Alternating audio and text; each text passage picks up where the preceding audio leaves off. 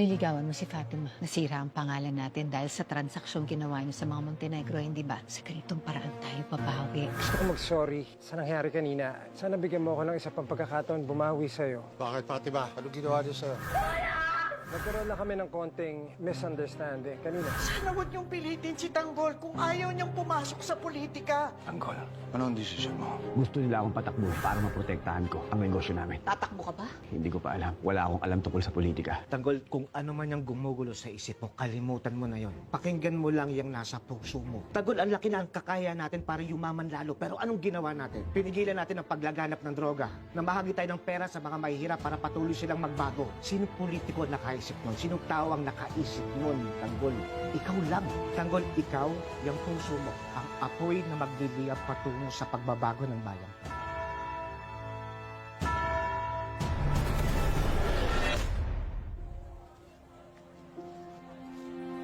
Baka kasi hindi pa tayo nagkakilala ng lubusan. Fatima, I'm sorry. Gusto ko lang ng pagkakataon na makilala ka na mas mabuti. Kung papayagan mo ako. Alam niyo kasi, seryoso talaga sa paglilingkod tong anak ko eh. Pero mukhang seryoso din siya sa'yo. Mukhang na love at first sight sa anak niyo tong si Miguelito eh.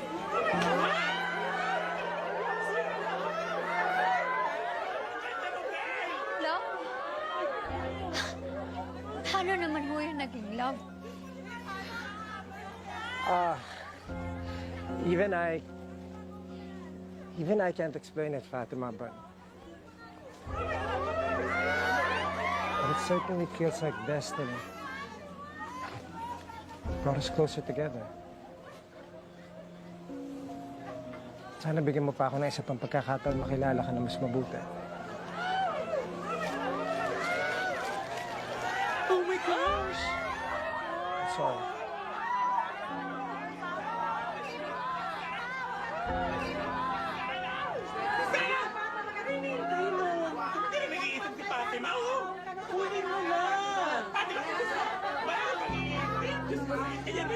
Hindi ko yan matatagal. Ako nang... Sayang naman yung flowers. Ang ganda oh. Saka mahal yan. Sayang naman yung flowers, di ba? Sayang naman yung flowers. Sayang. Sabi mo pa, girl! Sayang. Huwag ka nakasintor.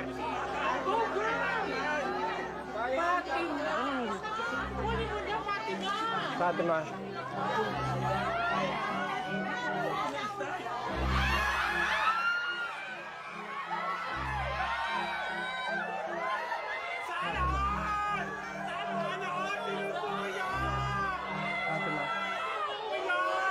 I'm sorry.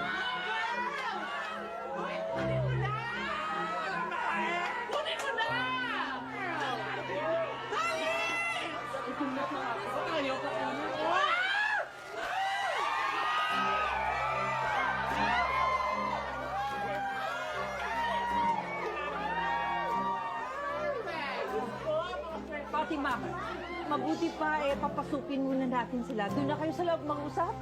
Doon na kayo mag-usap. O yun pala, Eric na.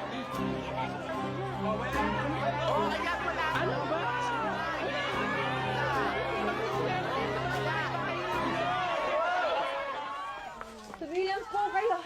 Pasok. Tuloy lang. Ako po kayo. Ay. Ma'am. Ma. Huwag ka na mahiya. Ma'am. Thank you. Ay, mahiya. Si Fatima nililigawan ng isang direro. Totoo ba to? Ay, wala na tayong kape. Ano papainom natin? Mangutang ka muna kay Betsy ng pang soft drinks. Upo ka. Ma'am, sir. Gusto niyo ng soft drinks? Hindi, okay lang po. Okay lang po kami. Thank you. Ano pong gusto niyo? Ay, ako. Gusto ko bigyan natin sila ng space para makapag-usap. Ma. Doon ho kayo sa kusina. Sa kusina. Sa kusina. Ayun, doon daw. Doon na kayo mag-usap sa kusina. Sir, dito.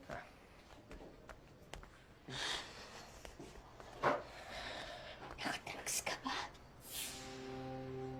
Ano tong trip mo? Fatima, look, I like you. I like you. I just want to get to know you better. Mama, mukhang seryoso pinag-uusapan nila. Seryoso talaga yung anak ko sa anak mo. Sure ako dyan. Tsaka pag may gusto yan, gagawin niya lahat. Hindi yan titigil hanggat hindi siya nagsasucess. Pasensya na po kayo. Hindi po kami nagpapakilala sa inyo. Ako si Paeng, tatay ni Fatima.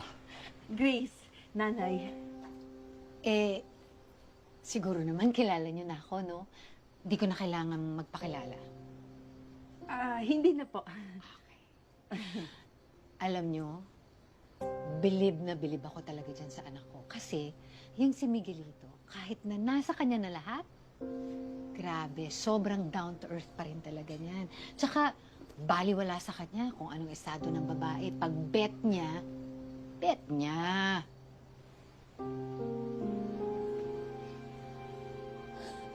Kaya klalaroan mo ba ako? Anong I like you? I like you. Pinagtangkaan mo ako kanina. Pinastos mo ako. Fatima, okay, believe me, may nararamdaman ako para sa'yo. Alright? In fact, the truth is I can't stop thinking about you. Kaya kanina akala ko na gusto... Akala mo, ano? Na okay lang na bastusin mo ko? Okay lang kasi babayaran mo ko pagkatapos?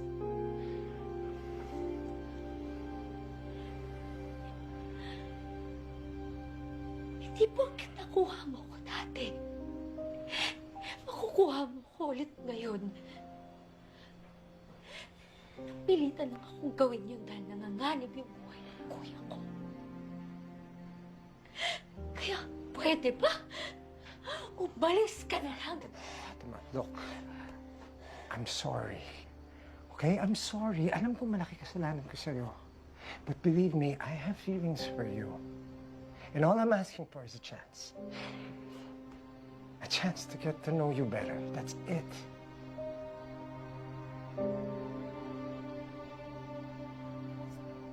Fatima, magaling ka. Hindi nangyari to. Kakalimutan natin ito lahat. Papayaran kita kahit magkano. Basta wala ibang makakaalam nito. Pinastos ako! Fatima, hindi nangyari to. Ano gagawin mo? Ano gagawin mo? Magsusumbong ka sa polis. Hawak namin ang polis. Kakasuhan mo kami.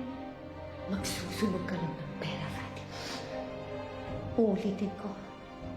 Hindi nangyari to. Basta kung magka-problema, alam ko kung saan kayo hahanapin.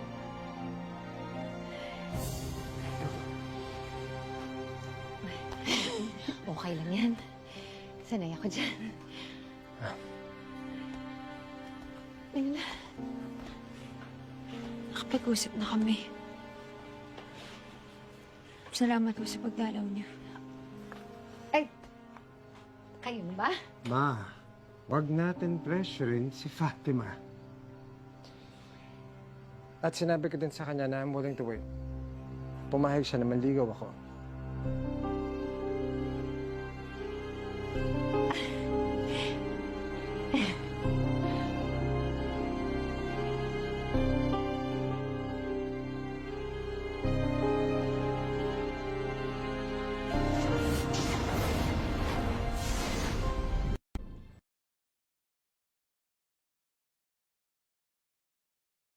May matatanggap kayong bigas kada buwan.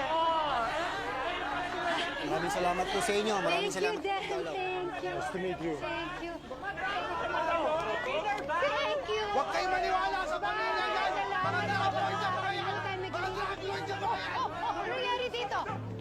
Mga drug-lord yan! Mahali ka na naman, Badong! Drug-lord yan mga yan! Panood ko sa TV! Uy, uy! Grabe ka naman. Huwag kang magsalita ng ganyan. Alam mo ba, masama na magkakalat ka ng fake news kasi cyber libel yun. Pwede ka namin kasuhan. Ano cyber libel? Wala naman tayo sa internet. At saka anong fake news? Eh kayo na nga lang laman ng TV. Alam na ng buong bansa yung mga kalokohan nyo. Hoy! Hindi mo alam kung anong pinagsasabi mo. Anak, halika dito. Anak, huwag mainit ang ulo. Okay lang yan. Okay lang yan. Kuya, anong pangalan mo? Badong, Badong. Badong. Dapat, hindi ka naniniwala sa lahat ng nababalitaan mo at napapanood mo sa TV kasi hindi yun lahat totoo. Oh, pakinggan mo sila. Yung iba, nagbabalita lang mga yan para siraan kami. Kasi kung totoo yan, punta ba kami dito? Sasadyain ba namin si Fatima? Di ba hindi? Tsaka, may nakikita ka bang drugs? May nakikita ka bang mga nakangiwi dito? Wala. wala nga naman eh. Oh, alam mo, mabait lang talaga kaming mga gerero. Mabait sa mga kakampi, sa mga kalaban, sa mga kababaihan ng Maynila. Tama! Load kayo ng TV! Guerrero! Laglord! Guerrero! Laglord! Laglord! Laglord ka! Laglord!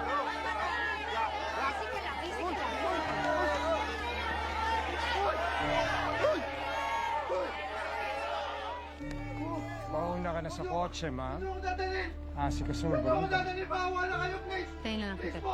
Please po! Huwag niyo! Ano ako dadalhin? See you later, ma. Ano po gagawin niyo sa akin? Parang awa niyo na po, huwag niyo po ako sasaktan. Ayoko pa pong mamatay. Congressman, parang awa niyo na po, huwag niyo po ako sasaktan. Dala lang naman po Boys, ito. boys. Sinabi ko naman sa'yo, takutin mo lang, di ba? Ano sabi mo?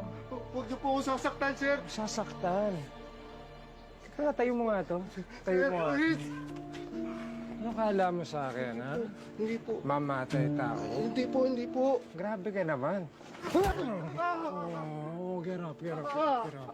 Okay? Ano pangalan mo? Badong po. Badong. Okay. Ano mo, Badong? Dapat iniingatan natin yung mga salita na binibitawan natin. Opo. Ha?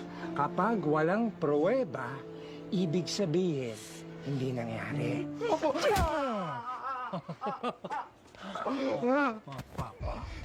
Sa susunod na maririnig ko yung pangalan mo, Badong, baka mas malala yung abutin mo sa akin. Hindi na po. Hindi na? Hindi na po. Hindi na talaga? Opo, opo. Good boy. That's a good boy. May utak naman pala yung ulo mo. See you around, Badong.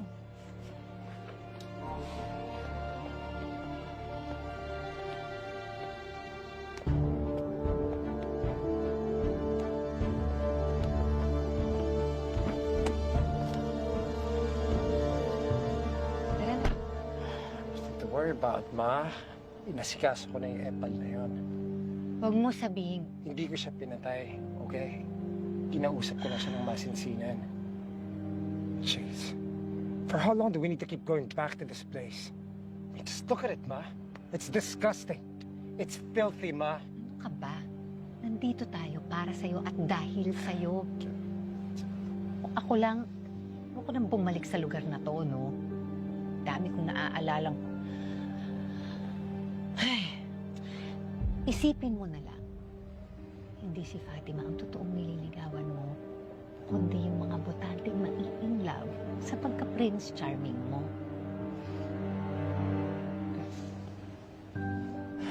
This better be worth it, ma.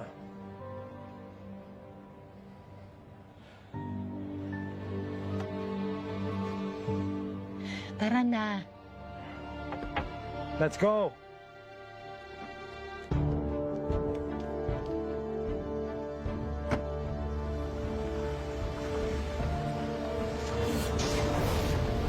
Angkop sa mga bata.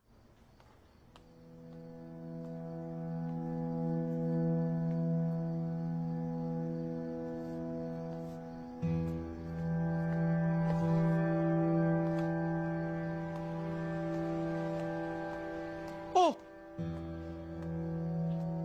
Dito kayo lahat!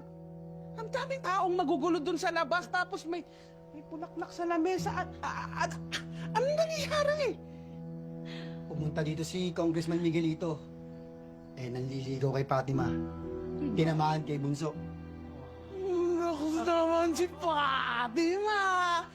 Congressman na yun ah! Ano, sinagot mo? Ha? Bakit ko naman sasagutin yun? Huwag niyo nga siya seryosohin.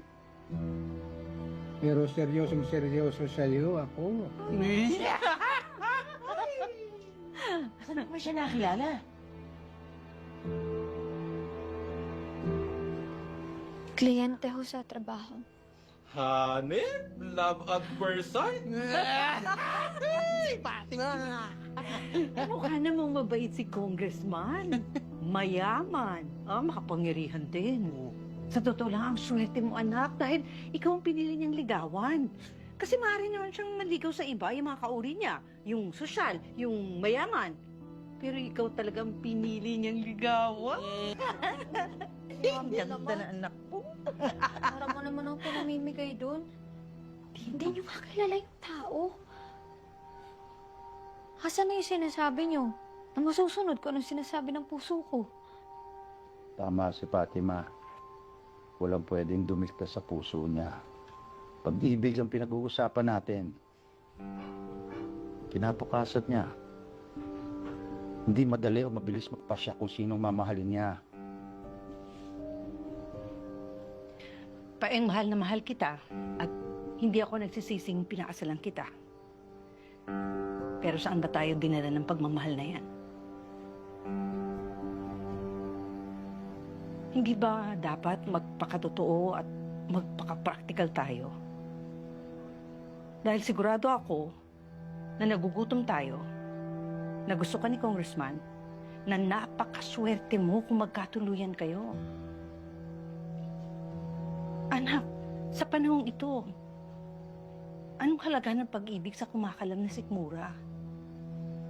Damay naman tayo pag naging matino ang kinabukasan ni Fatima. Ganun lang yun, anak.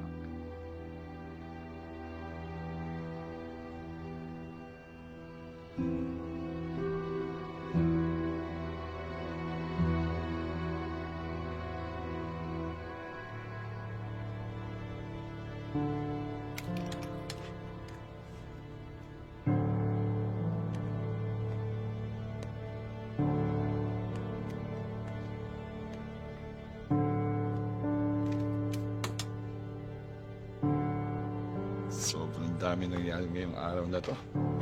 Kaya nga eh. Kanina na nagwawating tayo. Tapos ngayon, baka maging vice mayor pa si Tanggol. Tanggol, naniniwala kami sa'yo. Tumakbo ka man o hindi naman mapipigilan ang hangarin mong tumulong sa mga mahirap at maging maayos ang Maynila. Kaya kung anong desisyon mo, susuporta kami. Hayaan muna natin si Tanggol makapag-isip. Para sa bagong mundong naghihintay sa kanya.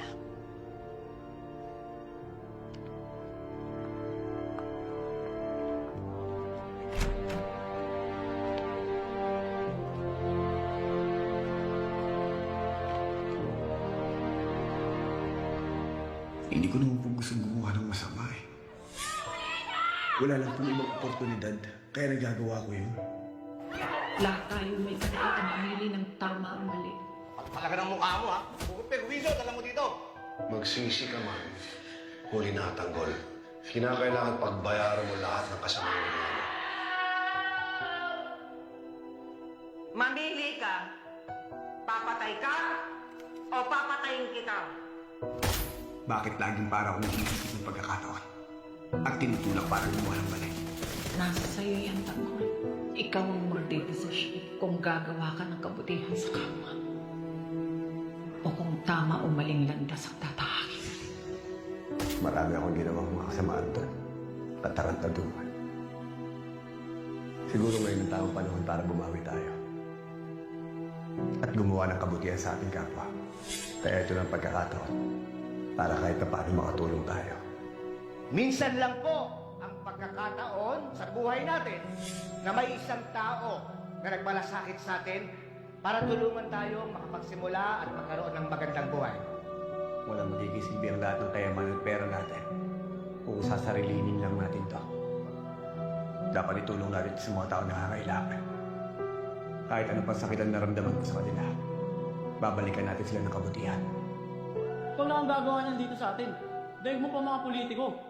Basta lakas ang ating kapit sa Manila kung si Tanggol ang Vice Mayo, yun lang talaga ang dahilan para patakboy niyo ako.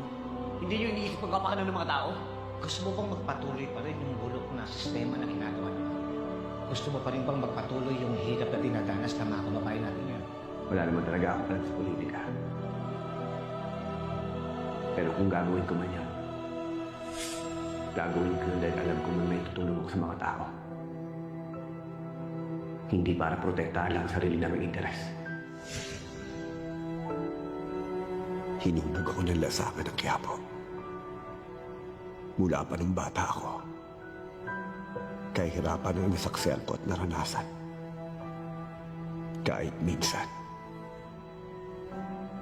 wala akong nakitang pagbabago. Ang mayaman at makapangyarihan lang lalo ang yumayaman. At kaming mga mahihirap, mas lalo lang kami nalulubog sa kahirapan. Kaya marami sa amin ang kinakailangan kumapit sa patalim para umahon at magbago ang buhay. Tama sila. Hindi na dapat danasin ng iba ang dinanas namin. Kailangan maituwid ang mali at bulok na pamamalakad ng gobyerno. Kailangan may magbago ng sistema. Alam ko, hindi magiging madali ang pagpasok sa politika. Lalo pa na inaayos ko ang gulo sa pamilya ko at sa aking sarili. Pero kung ito ang simula ng pagbabago, sige. Tinatanggap ko ang hamon. Tatakbo ako.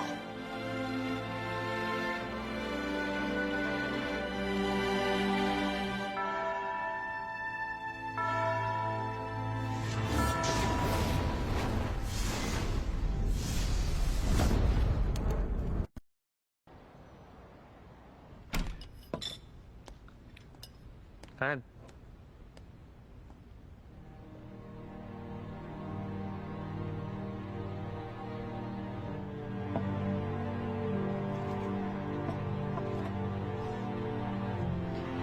Tanggol, mukhang di ka nakatulog ah. Napuyat ka ba?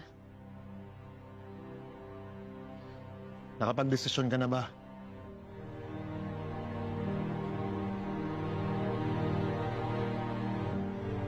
Pinag-isipan ko mabuti lahat ng mga sinabi niyo kagabi. Tama kayo, Teng. Marami ng politiko ang nagdaan. Pero ni minsan, hindi nagbago ang buhay ng mga Pilipino.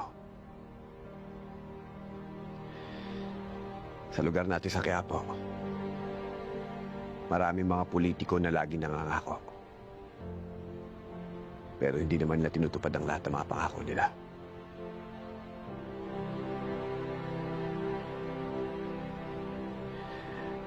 Kaya napag-isip ko, kung gusto ko talaga maging maayos ang bayan natin, kinakailangan kumilos ako. Nakapag-desisyon na ako. Natatakbo ako bilang Vice Mayor ni Olivia Guerrero.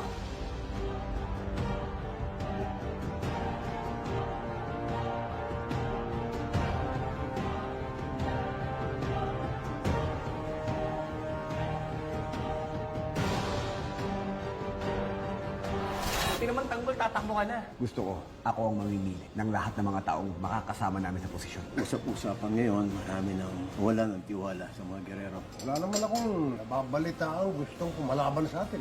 For now, Lolo, paano kung biglang may sumulpot? Tatakbo lang ako kapag kilala ko ang lahat ng makakasama ko sa partido. Yung may alam sa tungkulin na papasukin nila. Yung mga taong magsisilbi sa bayan. Basta, Don Julio, ang anak ko ang tatakbong congressman. Pasensya na po, Vice Mayor. May naisip na po kasi akong tao para dyan sa posisyon na yan. Ano?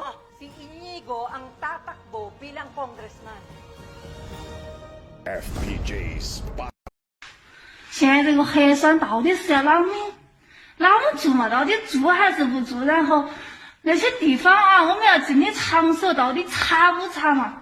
我今天晚上我跑好多个点了，我跑到现在我才做完回来，他们手机都给我搞没电了，我现在回来重启电给大家录视频。公司上班又要72小时的核酸，然后今天我那个核酸就到了，我下了班我就去做核酸，走一个点不做，走一个点不做，最后就只有医院才做。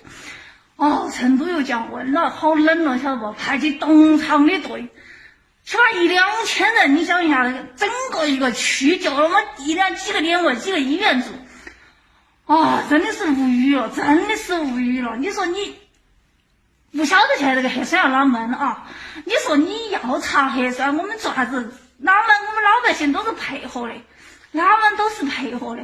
你要查核酸，你多整几个点位嘛，你等10个人了，排了3个钟头把这个核酸查了，然后再过2天，如果还这样子的话，这个日子真的没法过了。哪个一天有那么多的时间，一天花2-3个小时去排核酸？你不查就不查嘛，不查那你没得点位，你就让那些啥子进市场啊、进公司啊、进学校啊都不查核酸嘛。你要查你就多增加点点位，你不查就走哪儿都不要看核酸嘛。你既没得点位，然后走哪儿要看核酸，走哪儿去查？哦，今天这个队真的是给我排伤心了，真的哪儿都查不到，哪儿都不查。但是上班他要核酸，坐地铁他要核酸。你看我头发吹得一晚上，降温了，成都这边降温了，晓得不？这冷的哦，这玩意儿我真的是无语了。你要收费就收费啊，现在2-3块钱啊，你如果72小时核酸，一个星期查一次啊，老百姓也能接受。关键是你要增加点位啊，要增加点位啊，一天真的没得那么多时间，下了班然后去排2-3个小时。再去查核酸，而且这样子也增加那种感染的风险啊！那么多人，现在那个医院排队真的好，真的是根本就看不到头，那么多人去排队。哦，不晓得这些人是啷个子想的啊！真的不晓得是啷个想的，不晓得要不要这些老百姓过啷个过这个日子。我一直对这个没得任何的意见，但是最近啊，这个就是扭捏捏的，又感觉要管，又感觉不管。然后我们前天我们封了，我们小区封了都说通知全员核酸，然后一下又不核酸了，然后上班了又要核酸，反正现在不晓得要搞啥子哈。这个核酸到底做不做，就希望上面负责这些人啊，给老百姓一个真正的一个答案啊。如果是要做，给我们多增加一点点位。等不起啊！一天等那么2-3个小时，哪个去排得起？